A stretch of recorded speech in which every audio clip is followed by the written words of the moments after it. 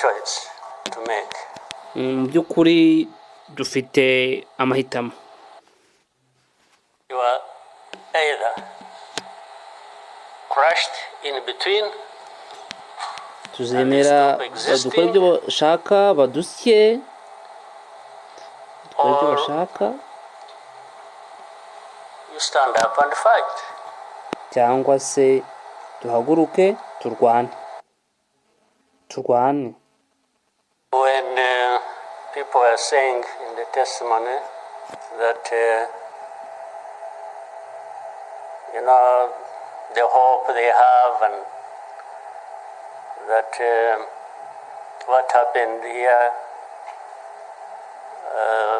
30 something years ago will never happen again. Nibyo koko abantu batanze ubuhamya bavuga ko bafite icyizere cy'uko bitazongera.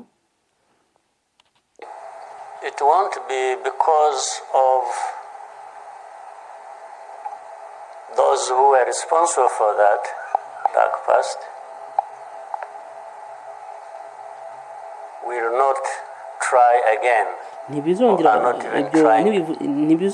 kandi ibyo ntibivuze ko abari barabikoze ubushize batazongera kubigerageza. It will not happen again just because there will be people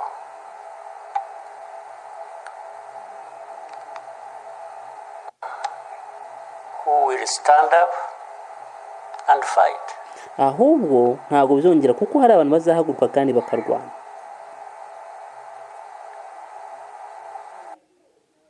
Not because there are fewer people who wish to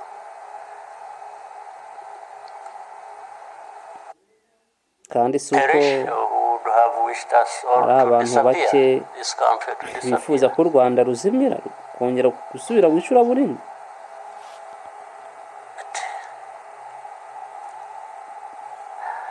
How can people accept that? Ibyo rero ntabwo twabyemera. Not stand up and fight. Tugomba guhaguruka tukarwana. Because anyway, there is a risk you may die when you stand up to fight. Ibintu ni bibiri, tugomba guhaguruka tukarwana nubwo. But if you don't, it's a sure thing you are going to die. Kabone nubwo harimo riske yuko ushobora gupfa uri kurwana ariko nubundi nutarwana nubundi uzapfa. Why don't I try the former? Why don't I try to stand up and fight with the chance that you might survive and live on your life as you want it? So ni gute nagerageza rero kubirwanira kugira ngo mbe mu buzima nifuza. And you let people treat you as if for you to live. Nta mpamvu yo kureka ngo abantu it's a favor. Ubeho nkaho ari ubuntu bakugire cyangwa ari impuhwe. To do for you. Why? Nta mpamvu.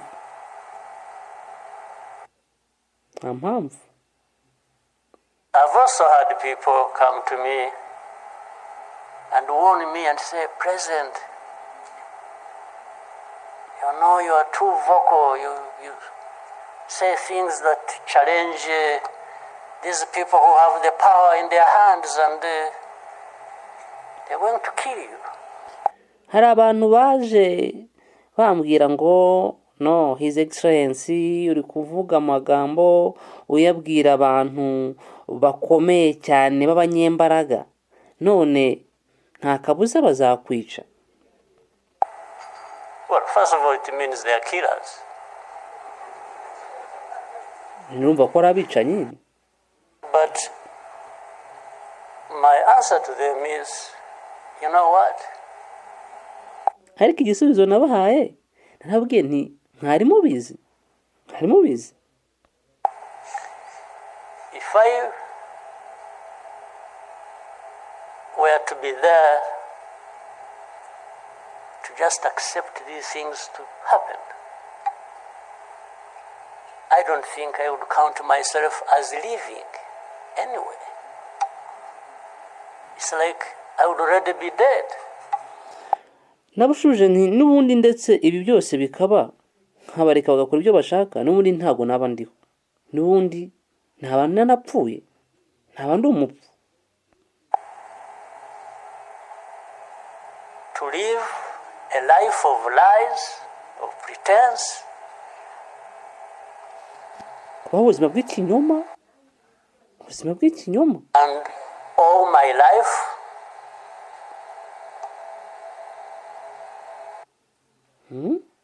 Imagine. to somebody else, I would be dead anyway. So why don't I die fighting? Aho kujya mbeho gutyo bitwa nuko napfa. Ahubwo ngomba gupfa ndwana. Ndwanirira igihugu cyanjye, ndwanirira uburenganzira bwanjye. Why don't you die fighting? Why are you afraid? Instead of dying anyway. Just dying like flies. Asanga umuntu arapfa nk'udusimba. Gupfa nk'udusimba. My message goes to other Africans Kuri ndifuza guha ubutumwa abandi who live banyafrika like this on a daily basis, babaho ari kugira ngo baramuke gusa, who are dehumanized. bateshejwe agaciro, And they accept it and they beg. I can't beg to live. basanga barabyemeye bakasaba. Njyewe ntabwo nasaba uburenganzira bwanjye bwo kubaho. Ntabwo nasaba uburenganzira bwo We will kubaho. fight. I have to fight. Njye ngomba kuburwanira. If I lose, I lose. Natsindwa nkatsindwa, natsinda nkatsinda. But there is a chance. Ariko mbona hariho There is amahirwe. a chance, a significant chance that Hariho if amahirwe you stand up agaragara. and fight, you will live. Nuhaguruka And ukarwana you will have uzabaho. lived a dignified life that you deserve, that anybody else deserves. Ubirwanira uzabaho ubuzima wifuza ukwiriye. So these people who are there to the UN, they are there to these Western capitals, they are everywhere, they are just saying Rwanda. Abangabo muri This small UN country, this Rwanda. baza bashaka gushyiraho You see, when you're talking amabwiriza about Rwanda and ganging up together against Rwanda, you think it's some country that basanga is... bishyize hamwe kugira ngo barwanye u Rwanda. Then when I remember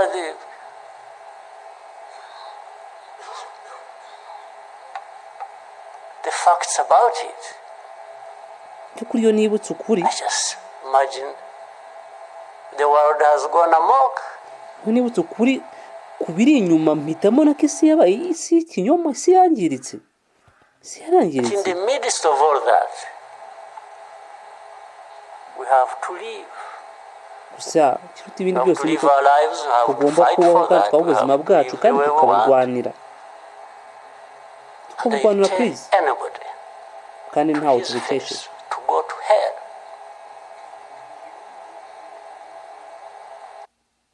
If anyone comes around and thinks they can, they come and say, hey, we're going to sanction you.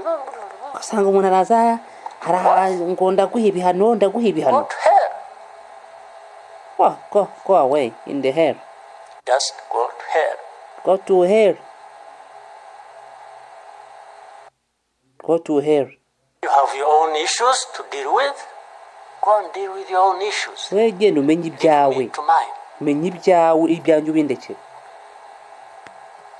This is the spirit I think Rwandans must have.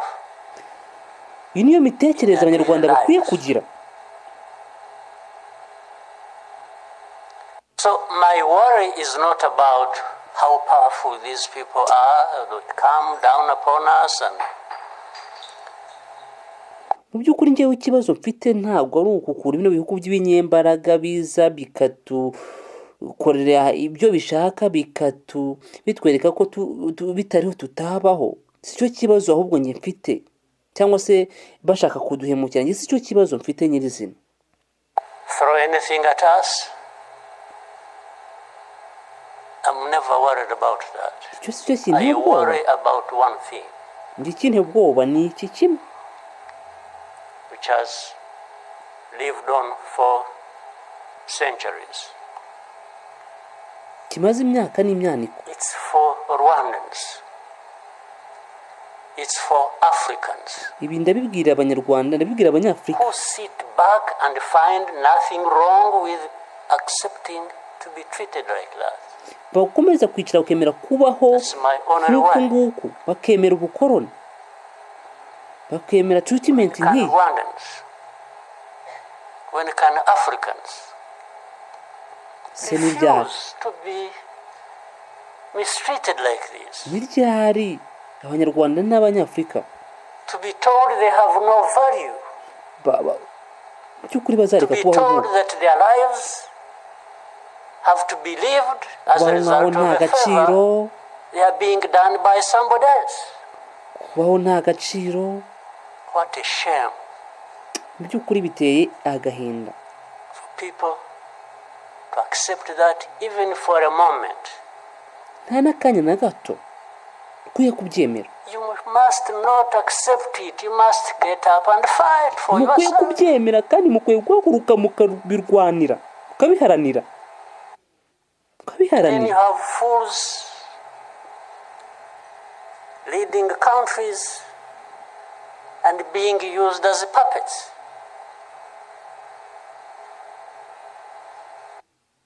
For sure. And they are stealing from their own resources, which they should be putting to the good use of their own people and develop them. Baraza bakiba imitungo y'abantu y'ibihugu byakabaye bibafasha gutera imbere. Just put everything to their own use. Bakabijyana mu kubikoresha mu bifitiye akamaro, bakiteza imbere, kabagira ababiliyonaires. Find billionaires in a sea of poverty, millions of people going hungry, and their leaders, billionaires, money that has been stolen from the resources of these people, and these are the ones received in Western capitals and praised and Kasanga nta kindi no kwiba imitungo ya rubanda, ibyakabaye bigira abaturage umumaro, biribwa bikabagira ababiliyonaires, bakubaka imijyi ikomeye, bakakora ibintu bindi, barangiza bakaza gutanga amabwiriza y'ukuntu tugomba kubaho. No. When Rwanda is being crucified literally at the UN and everywhere, these are the ones who show up and everybody else is doing their bidding.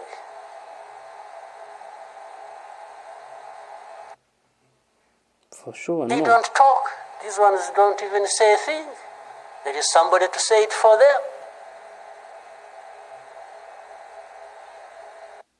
For sure, no. You don't say a thing. Even in meetings where solutions are being thought about and crafted and so on, they are absent because somebody else is there.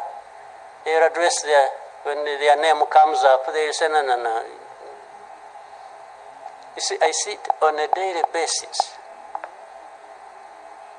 Somebody has agents, orders them, pays them to go everywhere preaching hate speech.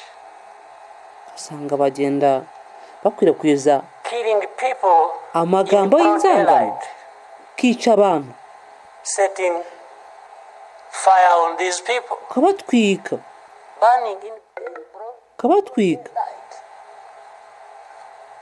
And when it comes up for discussion, they say, no, it's not this one. No. You see some other people, we look for them. But the person keeps coming up. He said, no, I will take the war to Kigali. Sana n'umuntu araje ngo nzatera Kigali government, these Tutsis, we are tired of them. Like they were tired of them 31 years ago. Here. And it's okay. These wonderful people, these powerful people who tell us what to do and what not to do, they are okay with that.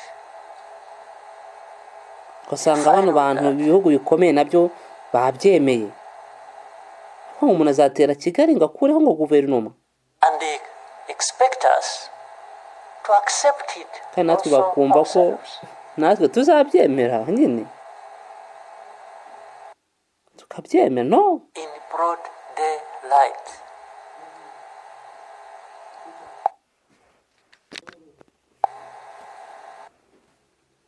Speech.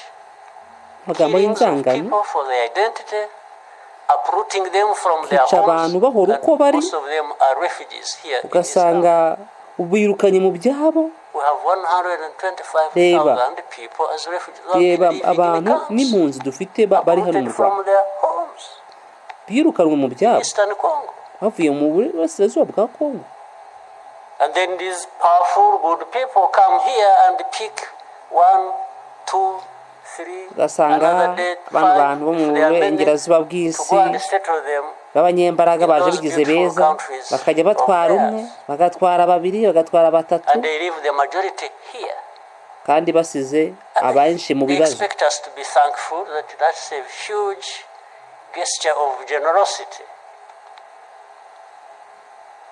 First of all, they take them knowing that these are actually refugees from a neighboring country. They don't take them as Rwandans. Kandi babatwara bazi ko ari impunzi kandi zivuye muri ibihugu bidukikije. Abazi ko ari impunzi zivuye muri Kongo. Bazi ko ari Abanyarwanda. Very few. They are not, I wish they could take all of them. Ese kuki badatwara bose bagatwara umubare muto? So the rest becomes my problem. So what they have to do is cleanse Eastern Congo of all these people, bring them to Rwanda, take to your countries those you want, few, very few, not even 0.1%, and the rest should remain Rwanda's problem. Ugafata abantu bangahe ukabajyana ugasiga benshi mu Rwanda warangiza ibibazo byose ukabisigira u Rwanda. But ask yourselves, how did these people end up being across the border? Ubuse wakwibaza uti bano bantu barambutse imipaka gute? Ese ni Kagame wo warabikoze? Was it done by Rwanda? Ese ni u Rwanda rwabikoze? No, for us we are here lucky that we are alive, that we survived. Ariko byiza nuko tukiriho kandi tumeze neza. Ko tumeze neza. So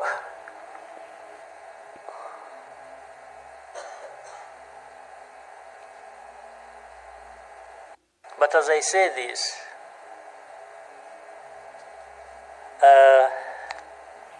even for my sanity and the country's sanity, we have sometimes to just try to do things differently. Meaning, if you want to be helpful, if you want us to be partners, we are happy to play our part, and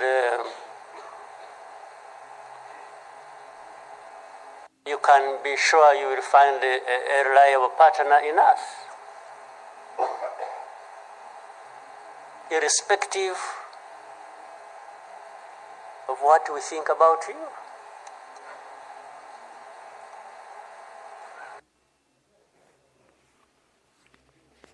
Yeah. You know, this whole thing you see every day, you know, you have heard of